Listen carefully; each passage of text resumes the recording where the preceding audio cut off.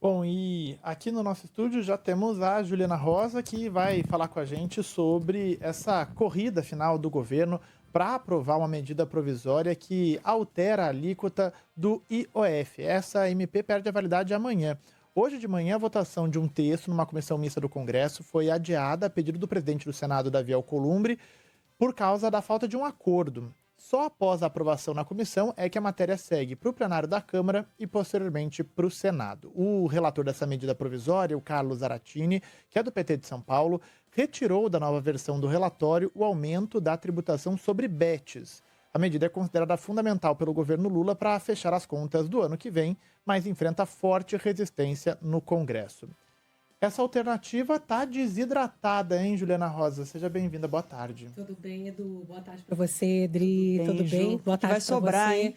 Pois é, o que vai sobrar está desidratando, mas você sabe que para o governo a pior hipótese nesse momento é não aprovar nada. Porque como o Edu está lembrando, amanhã caduca, né? E eu estava olhando aqui que o ministro Haddad chegou agora para debater com os senadores essa medida provisória alternativa ao aumento total do IOF. Lembrando que o governo propôs aumentar IOF e aí teve que retroceder, aumentar menos do que ele gostaria e então falou que precisava ainda assim de arrecadação, que ia entregar uma alternativa que seria um conjunto de medidas, como por exemplo tributar mais fintechs, bets, alguns investimentos que são isentos. Então, os investimentos continuaram isentos pela proposta do relator, que é LCI, LCA, que são investimentos em renda fixa, de letras de crédito imobiliária e agrícola, que são produtos específicos, que são isentos, e aí o relator manteve a isenção.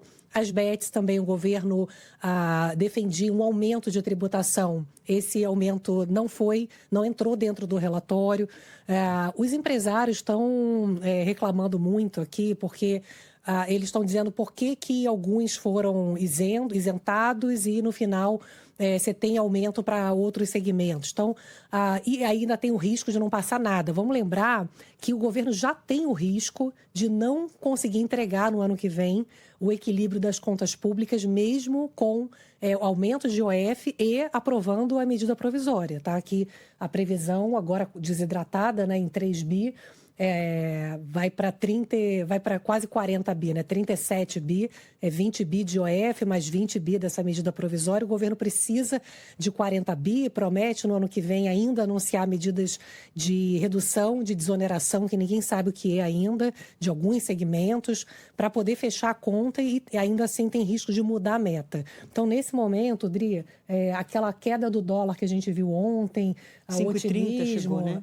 Com a conversa do Lula com o Trump, já devolveu tudo, o dólar está subindo. É um movimento hoje ainda de estresse mundial, porque ainda está aquela paralisia lá nos Estados Unidos, mas aqui no Brasil o dólar está subindo mais. Agora está R$ 5,35, bolsa caindo 1,5%, então um ambiente aí bastante tensionado, principalmente aí com o risco, como eu estou dizendo nesse momento, de caducar e o governo ficar sem essa receita, e aí tem que mudar a meta para o ano que vem.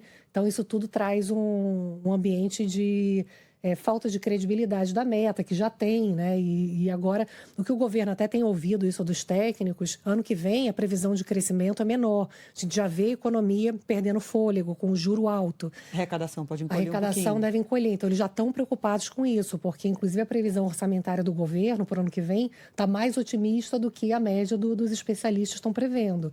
Então, o buraco ali está difícil de fechar. Se caducar a medida, ninguém sabe, mesmo com receita extraordinária, leilão do petróleo, dividendo de estatal, né, que o governo sai passando cofrinho, né? Mesmo assim, vai ser difícil fechar as contas, então tem um ambiente aí de bastante tensão. E um ano eleitoral, 2026, um ano em que a tentação para gastar é grande também, né? Bem lembrado, né? Vamos acompanhar. Obrigada, viu, Ju? Obrigada.